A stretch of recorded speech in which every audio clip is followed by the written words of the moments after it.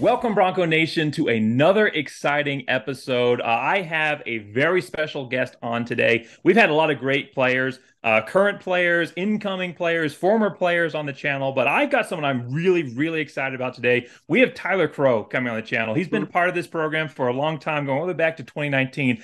It's been great watching him develop and play from a walk-on to earning his scholarship in 2021 to being the starting fullback for Boise State, now coming into his sixth year as part of the program. So Tyler, you've been part of this program for a long time. It's great to finally have you on the channel. Thanks so much for joining us today. Yeah, thank you. I have seen a couple of your YouTube videos, so when you reached out, I just decided to hop all over the opportunity.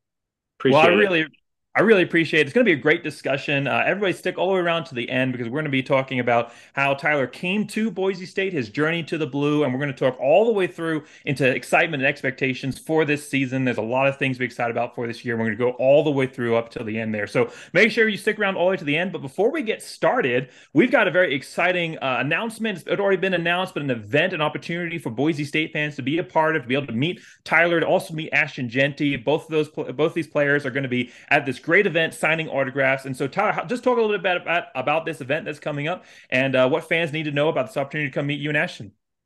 Yeah, me and Ashton, July 20th, are going to be at Johnny's Fit Club right off of Vista, right in the middle of Boise. And we're going to be there from 11 to 1 p.m.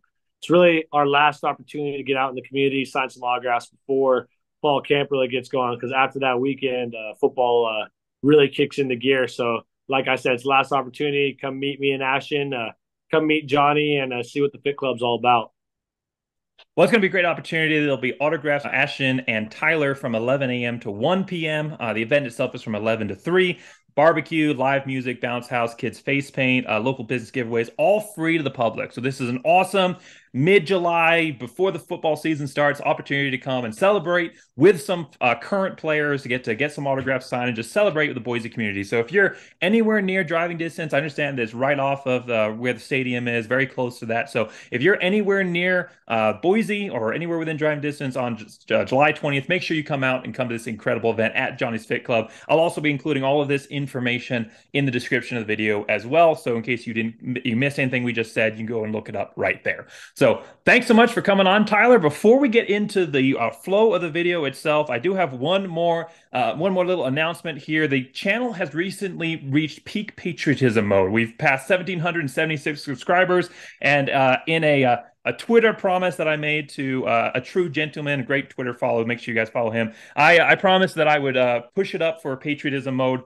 And I was going to wear a tricorn hat, but I couldn't find it. So, true gentlemen, here you go. This is the closest I could get. We've got a red, white, and blue cowboy hat. So, enjoy that for the interview today.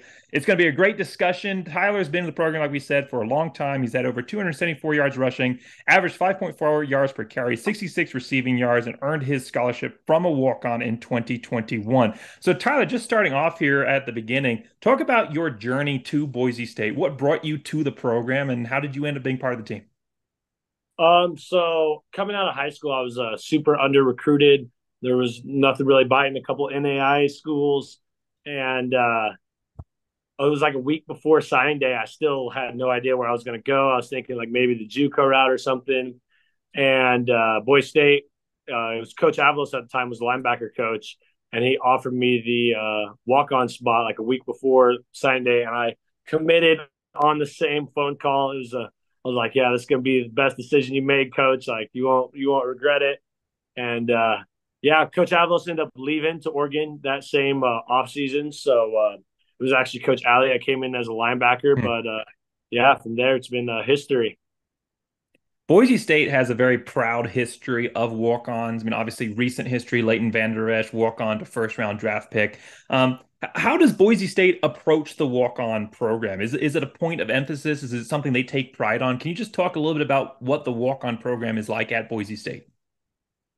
I think for a big part, a big recruiting pitch for them is like the local kid walk on scholarship, and then Yeah. it's been history from there. It was a pretty easy sell, and for Idaho football, at least for past couple of years, it's been under recruited. So maybe they're able to steal a couple of these kids that would get offers if they were in California or Texas or somewhere with a better football background and stuff, and they're able to steal these kids and become key contributors to the team. Can you talk a little bit about your personal journey of, being under recruited, facing the naysayers, facing the overlooking, which continues even somehow even to this day with, EA's College Football 25. Somehow you're on the posters, but not in the game itself.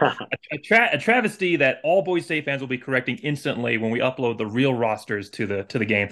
But can you talk a little bit about how you have overcome those hurdles, those stumbling blocks to be the best version of yourself and what it meant to earn that scholarship as a final kind of culmination of that journey? Yeah, I mean, I always like to say like earning a scholarship comes with like hard work and being good at football, and that was the easy part for me. Like showing up every day, working hard, and just dominating people really. But it's my why has really been like the foundation of like my purpose and everything, and it's really helped like fall back to my foundations when this adversity comes and it hits. Like like I'm a true believer in God, big family man, and just proving myself right. Really, it's not really. There was Brandon Huffman. He's a the Northwest recruiter. He said this like big thing to my coach about like how he should go to an NAI school. It's always been he's too small to play linebacker, too slow to play running back, and I've actually played both in college now, so both of those were found not to be true. But yeah, it's really going back to my foundation, and even after my got the scholarship, you think once you hit these goals, the adversity and everything else is going to stop, but it just life presents you with new challenges and new obstacles that you have to get through. And really, just going back to my purpose and why I play football, and I love football, and that helps me get through all these things. Like I'm saying, like the injury last year, it was set for one of my bigger years, and then tore my meniscus and strained my PCL in preseason, actually, before the season even started. It was just Wow. an uphill battle all off season. Ended up getting surgery this off season. So yeah, life just continues to present you with challenges, and my why keeps me through it. Talking about that why and that purpose, that was something that George Kalani really emphasized when he came on the channel a few months ago, and talking about the role that his faith played in pushing him. Can you talk a little bit about the role that your faith has played as part of a program where a lot of the leaders are very vocal about their faith? Yeah, I mean, I think God's plan is like perfect for His eyes. It might not be perfect in your own eyes, in your own wants and desires, but God has a plan for everyone. That like sometimes you can't see the end goal, and it really pushes your faith and challenges your faith. But it's something that you have to understand that like it's not always going to go how you want, and God's plan is perfect in a different way. What's the biggest thing that you have learned about yourself while you've been at Boise State? The biggest thing I've learned about myself is just like you can really do anything you put your mind to. Mm. Run up there on Fridays on those decks. That's just something you get instilled early. That seems impossible, and you're up there, got to run 20 of them, and your legs are done, and you don't want to do it, but you push through it, and 2 hours later you're fine. And just that goes along with the physical and mental side of things. There's going to be a lot of challenges that get thrown your way, and you can do anything you really put your mind to, which is awesome. Boise State has always had a focus on not just building up the players on the field, but also building them up as leaders off field to go and be forces in their communities. Can you talk? You've been through three different coaching staffs, but that vision has always stayed the same. Can you talk a little bit about how Boise State actively focuses on developing you as men and leaders off the field and not just on it? I mean, just the culture that's been instilled in Boise State, all the head coaches that have come in have like known that it's like not a culture to change, but a culture to embrace and kind of take over and make your own. And every Wednesday we have like we used to call them real life Wednesdays, but it's just every Wednesday now. We have someone from the community come in or someone who used to play, talk about like the transition from football to life, or just like Oh, the opportunities, and talk about last week it was like Nick Schleckaway, or I forgot how to say his last name. He used to play at Boise State. Talked about just how you're more than a football player, and your identity doesn't revolve around football, but like who you are as a person and everything. And there's always been a huge focus on that at Boise. Wow, that is fantastic to hear. It's always something that's set Boise State apart. You've played, like I said, we talked about playing under three different coaches there. Started with Brian Harsin and then Andy Avalos and now Spencer Danielson. There seems to be a little bit of a different energy with Spencer Danielson in the building. What sets him apart from previous coaches at Boise State?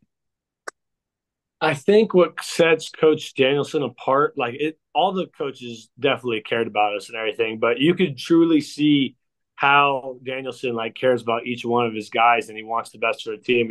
I mean, it's easy to say as a head coach, and I feel like the other two coaches did care about us as people as well. But Coach D, it's really evident with his actions and the way he goes about himself that he cares about us and he wants the best for us. And yeah, Team leadership has been such a big emphasis for this program, and especially with the transition, with everything that happened last year and the weird circumstances, and Spencer Johnson having to step into that role midseason. A big talking point for why the team was able to go and do what it did at the end of the season. They're going to and winning a Mountain West championship game despite everything that happened was the role that the players had in leading this team. I know George Holani talked a little bit about this and how it's a very player-led team. How do the coaches go about creating an environment for you all to thrive as active leaders? And how have you and the team approached the role of leadership, especially in the wake of what happened last year? I mean, so back up to last year, after Coach Avalos gets fired, Jeremiah Dickey tells us Avalos kind of says goodbye in the team room, walks out, and then we had a team only meeting. Like the meeting was over, all the players stayed. TJ Schramm kind of led the meeting, and it was just really about like rallying around each other, because college football only lasts so long, and it's all about the boys. That's what makes college football so great is just like the your teammates and the friends you make and the relationships. And in that meeting, it was just like, hey guys, we have 2 weeks left of this season that we're guaranteed. Like, do it for each other. As soon as the coach gets fired, the transfer portal opens. We didn't have one person leave the portal, which is crazy in today's college football world. And I think it really speaks just a lot of volume of like the men we have in that locker room and the type of people we have in that locker room to rally around each other and ultimately like win the championship. I think Coach D was able to see that from like kind of a third party, like the coach didn't know if they were going to have a job, or they were able to just like see what had happened when the players, it was kind of like on us, we're kind of like, screw it, we're going to go out there, just do it all for each other. And it really became a player led team at that point, and Coach D was able to observe that and really enable us to continue to do so and see how it works out. Has that mentality continued now into the off season through spring ball and summer workouts, that really that player driven focus of let's rally around together and go out and accomplish something for each other? Oh yeah, absolutely. A lot of, we always talk about like there's like a lot of hype and everything about that, but really doesn't matter. What it matters is those people in the room and the work we're putting in this summer to be able to have the season that we want and be able to get Boise State back to that prestige level of college football. And so we kind of try to drown out the outside noise and focus on each other and our relationships with each other, and it's really paid off for us so far. Obviously, there is a lot of excitement about this season. You have the hashtag Heisman campaign for Ashton Jeanty. Let's go get that for him. And you have a shot at the CFP this year. It's a realistic shot for the group of five that you guys can work it up to. You've got a chance to go out and get win number 4 versus Oregon. Does this season? You've been in the program now for 6 years. Does this season feel different? I mean, there's a lot of different things happening, but does it feel different from previous years? Is there a different energy or different expectations about this season compared to other years? I mean, absolutely. Like there's no question, just the vibe from the community, the fans, the players, and the teams handled it really well. Like there's teams that could just rely on that hype and just say, "Oh yeah, this is like the most talented roster we've had." But we've really put the work in and stuff to be able to go out there and have a really good season. And so, I mean, work's not done. We have another month or 3 weeks until fall camp starts. So that's ultimately what it comes down to. No one won championships based off preseason rankings. So, we have the guys to do it, and college football playoffs, something Boise State's never done, and we always talk about to do things we've never done. We have to do things we've never done in the past. Like it can't be the same thing from previous summers. I think we haven't won the first game in a couple of years now, and we've talked about it. We can't have the same type of summers we've had in the past, or same type of workouts. It's got to be harder. It's got to be more. I guess what would be the word? More intentional would be a Mm. really good word. More intentional with the things we're doing to prepare for the season, and it's paid off so far. Would you say that the CFP is the goal for this team? Obviously, get that Mountain West Championship game, but the CFP, is that what the work is being done to get to this year? Is that the realistic goal that the team is putting out there in front of themselves? Yes. We've talked about it.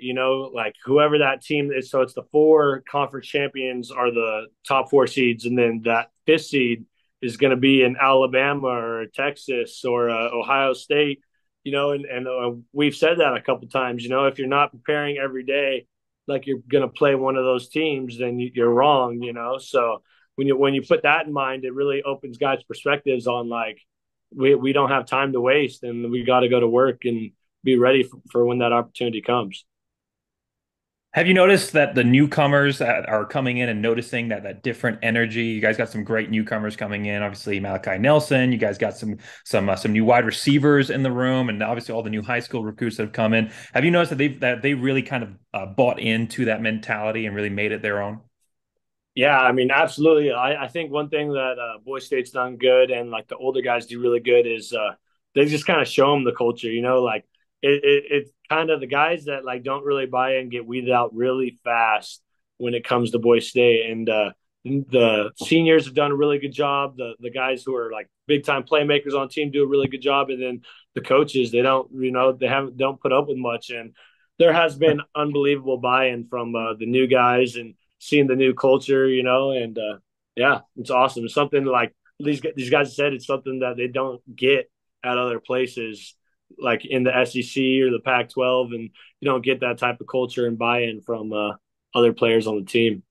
Wow. Wow. That is awesome to hear. It's an exciting year. There's a lot of exciting games on the schedule. Just kind of last question here before we wrap up. Obviously, the home opener versus Georgia Southern is the number one game everyone you're focused on. And of course, Oregon the following week. Those are probably the two biggest right off the bat. But aside from those two games, is there a specific game that you've got circled that you're really excited about this season? I mean, every conference game is a huge one. I think it's really exciting that we get to play Washington State and Oregon State when now they're kind of part of the Pac-2 slash Mountain West. And then yeah, it's cool to go to Hawaii. We always get to go a couple days early, go kind of see the island, go enjoy it, and then the Mountain West championship rematch is a really big one out in UNLV. That'll be another exciting one. Get a defend our titles, so you could say. Sixth year, you've done it all pretty much so far at Boise State. But what have you set for yourself as your personal goals to try and do something new and different this year? What do you set out as your goals for this season? Well, first and foremost, like my main goal is win the Mountain West Championship and making college football playoffs. That's like the first thing, and I'm willing to do whatever it takes to get to that point. And then the second thing is just kind of really thrive in that fullback role. This like the first season that I'm like officially named fullback. I was kind of doing it last year a little bit, and I've done it a little bit in the past, but just really thrive in that role and have a dominant run game like we should, and be a big part of that. Awesome. Well, thanks so much for coming on, man. Everybody, make sure that you guys go out and say hi to Ashton Genty and to Tyler Crowe on July 20th at Johnny's Fit Club. Again, I'll put all that information out there. Also, go make sure you follow Tyler on his Twitter, on his Instagram. I'll put links to both of those. He has a really huge following on TikTok, but that's kind of going away now. But I'll put links to all of his socials out there. Make sure you go follow him. Tyler, thanks so much for coming on and being part of this discussion. You've been just such a great force at Boise State over the last 5 years, and coming into year six, it is so beneficial for the team to have a leader such as yourself out on the team, being able to be part of helping get this program to those massive goals that they have a realistic shot at going out and getting this year. So thanks so much for coming on, Tyler. It's been great. Thanks so much for being part of this discussion. I appreciate it, man. This is an awesome interview. Go follow his channel. Go follow Bronco Blameyer. I appreciate that. Again, make sure everybody goes out to Johnny's Fit Club on July 20th. Make sure you go say hi to Tyler and Ashton, and also make sure you go follow Tyler on his Twitter and his Instagram there. And I'll put the links for all of that information in the description of the video. Thanks so much for everybody for being part of this video, so this discussion. Make sure you put in the comments below what you thought about the video, what your expectations and excitement for the season are as well. And thanks so much again, Tyler, for coming on. Thanks everybody for sticking all the way to the end. Like Tyler said, make sure you like, subscribe, and as always, go Big Blue! Fight, fight, BSU.